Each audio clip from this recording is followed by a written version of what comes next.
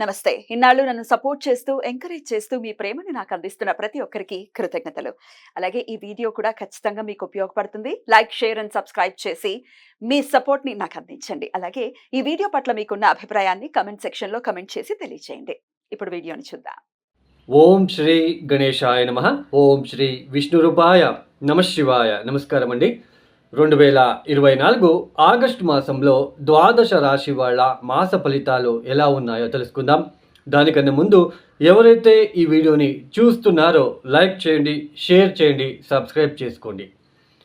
మరియు ఈ వీడియో గురించి మీ అభిప్రాయాలని కామెంట్ రూపంలో పెట్టడానికి ప్రయత్నం చేయండి. ఇక్కడ ప్రేక్షకులకి ఒక 2 గ్రహాల కారకత్వాల గురించి నేను ఎక్స్ప్లెయిన్ చేస్తాను. ఇక్కడ ముఖ్యంగా ఏ గ్రహమైనా బలహీనపడినప్పుడు హోమాలు లేదా వాటికి సంబంధించిన జమ్స్టోనే కాదండి, ప్రకృతికి సంబంధించిన పరిహారాలు కూడా ఉన్నాయి. సమాజానికి సంబంధించే పరిహారాలు కూడా మనం చేసుకోవచ్చు. వాటిని పాటిస్తూ వెళ్ళాలి.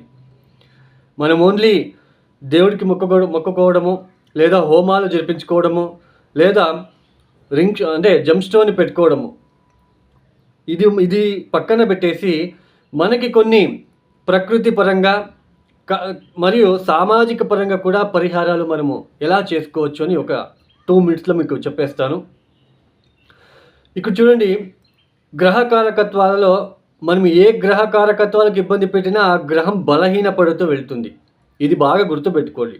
ఫర్ ఎగ్జాంపుల్, సూర్యుడు పితృకారకుడు. తర్వాత ముఖ్యంగా గవర్నమెంట్ రిలేటెడ్ జాబ్స్కి మంచి పెద్ద పదవీలు మనకి రావాలంటే సూర్యుడు చాలా ప్రముఖమైన పాత్ర వహిస్తారు. తర్వాత దేవతా కార్యాలకి ఇబ్బంది పెట్టినట్లు కనుక అయితే, తండ్రి సమానాల వ్యక్తులకి అవమానించినట్లు కనుక అయితే సూర్యుడు బలహీనపడుతూ వెళ్తాడు. సో సూర్యుడికి మనము సూర్యుడు బలిష్టంగా ఉండాలి, సూర్యుడు మన జాతకంలో బాగుండాలి అని మీరు కోరుకున్నట్లు కనుక అయితే ఇన్కమ్ ట్యాక్స్ని కరెక్ట్గా పే చేయడానికి ప్రయత్నం చేయండి. ఇది మీరు బాగా గుర్తుపెట్టుకోండి. ఇన్కమ్ ట్యాక్స్లని బాగా అప్పటికప్పుడే మీరు పే చేసుకుంటూ వెళ్ళండి. గవర్నమెంట్కి మోసాలు చేయవద్దు. తర్వాత పితృకార్యాలను సరిగ్గా జరుపుకోవడానికి ప్రయత్నాలు చేసుకోండి. తర్వాత పితృ సమానులకి మీరు దయచేసి వాళ్ళకి రెస్పెక్ట్ ఇవ్వండి. తర్వాత ముఖ్యంగా గవర్నమెంట్ రిలేటెడ్ ప్రాపర్టీస్ని మన ప్రాపర్టీస్ లాగా చూసుకోవడం ద్వారా కూడా సూర్యుడు మనకి ఫేవరబుల్గా మనకి పాత్ర వహిస్తాడు అని చెప్పుకోవచ్చు. ఇకపోతే బుధ గ్రహ కారకత్వాలు ఏంటి? మేనమావయ్య మనకి బుద్ధి కారకుడు అవుతాడు.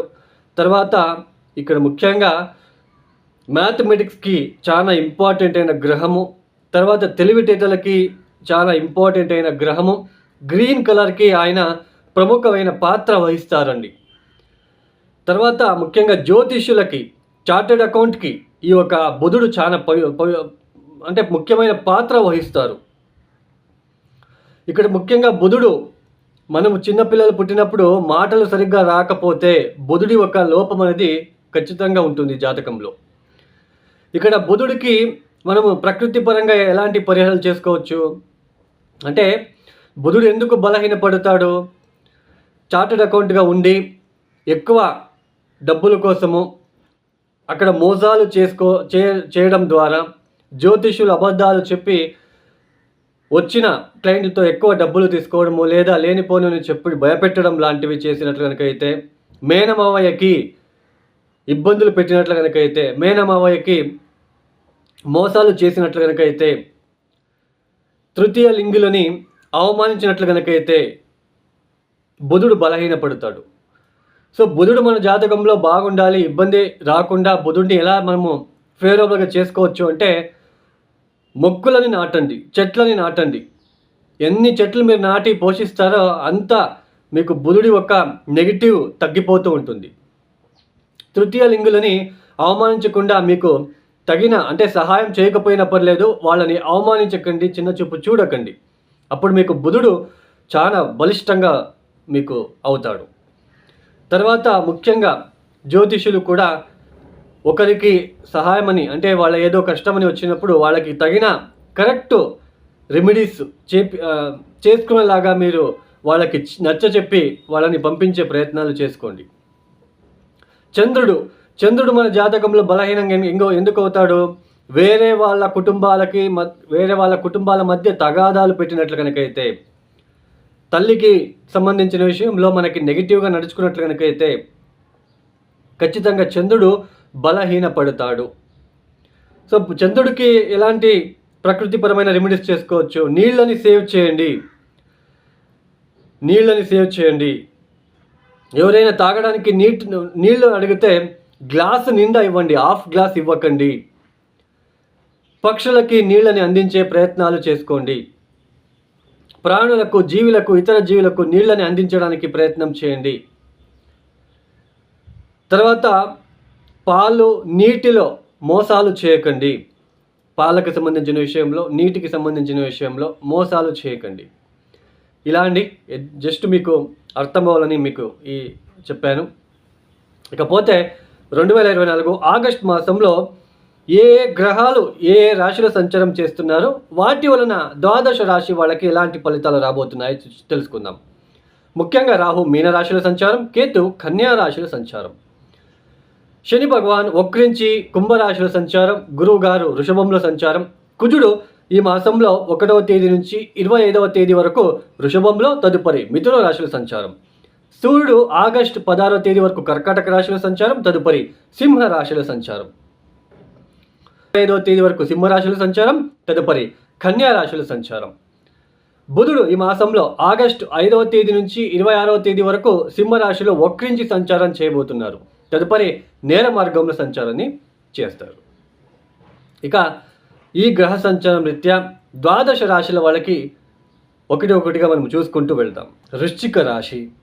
ఈ వృశ్చిక రాశి వాళ్ళకి ఈ మాసంలో ఏ గ్రహాలు యోగిస్తున్నారు అని తెలుసుకున్నట్లయితే, ఈ వృశ్చిక రాశి వాళ్ళకి 7వ స్థానంలో ఉంటున్న గురువు గారు, దశమ కేంద్రాల్లో ఉంటున్న సూర్య, శుక్రులు, తర్వాత లాభస్థానంలో ఉంటున్న కేతువు, 4వ స్థానంలో ఉంటున్న వక్రించిన శని, ఇన్ని గ్రహాల తాలూకు మనకి శుభ ఫలితాలని అందుకుంటున్నాము.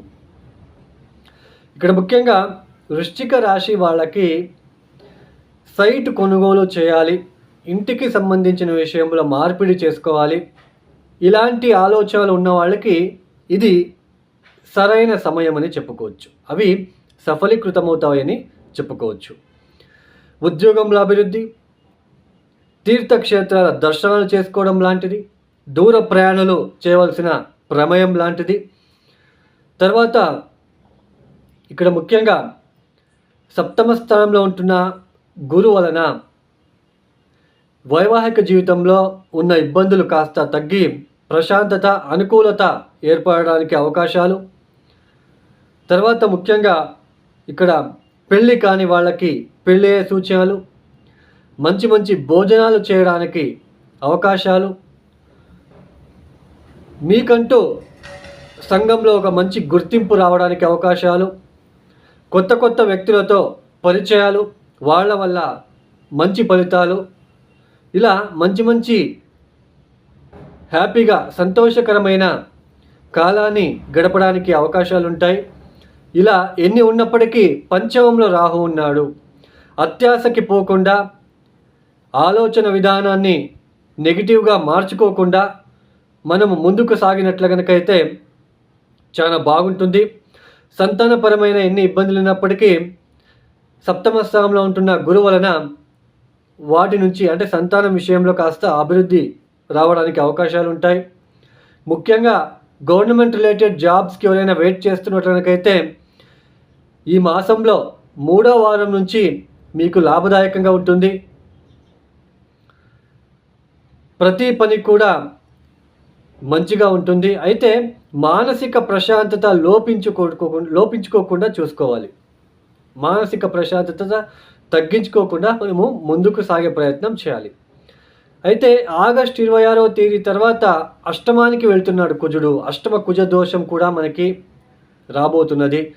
శరీరానికి ఏదైనా గాయాలు అవడం లాంటిది లేదా ఆర్థికపరమైన ఇబ్బందులు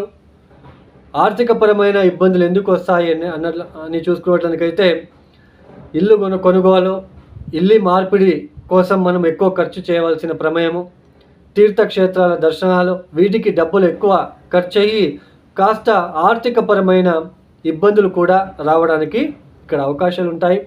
ఇలా ఎన్ని ఉన్నప్పటికీ ఫేవరబుల్గా ఉంటుంది, యోగదాయకంగా ఉంటుంది. చతుర్థ స్థానంలో శని వక్రించాడు, అది కొద్దిగా ప్లస్గా మారుతుంది. మీకు ఇంటికి సంబంధించిన విషయంలో, వాహనానికి సంబంధించిన విషయంలో కాస్త బాగుంటుంది అని చెప్పుకోవచ్చు. ఈ వృశ్చిక రాశి వాళ్ళు తప్పనిసరిగా పంచమ స్థానంలో ఉంటున్న రాహు వలన ఇబ్బందులు రాకుండా ఉండడానికి కాళిక అమ్మవారిని పూజించండి. ఎరుపు రంగుల పూలని ఇవ్వడానికి ప్రయత్నం చేయండి. నల్ల మిలుములతో చేసిన గారెలని ఈ ఒక కాలభైరవేశ్వరుడికి లేదా నానబెట్టిన ఈ ఒక నల్ల నువ్వులని బెల్లంతో కలిపి ఆవులకి తినిపించే ప్రయత్నాలు శనివారం తినిపించండి.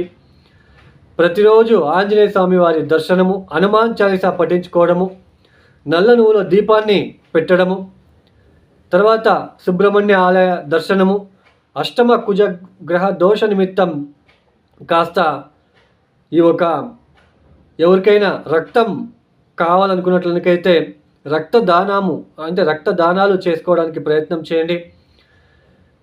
కందిపప్పుతో చేసిన తీపి పదార్థాలని యాచకులకి ఇచ్చే ప్రయత్నాలు చేసుకోండి. ఈ యొక్క వీడియో మీకు నచ్చితే లైక్ చేయండి, షేర్ చేయండి, సబ్స్క్రైబ్ చేసుకోండి. సర్వే జనో సుఖినో భవంతు. ధన్యవాదములు.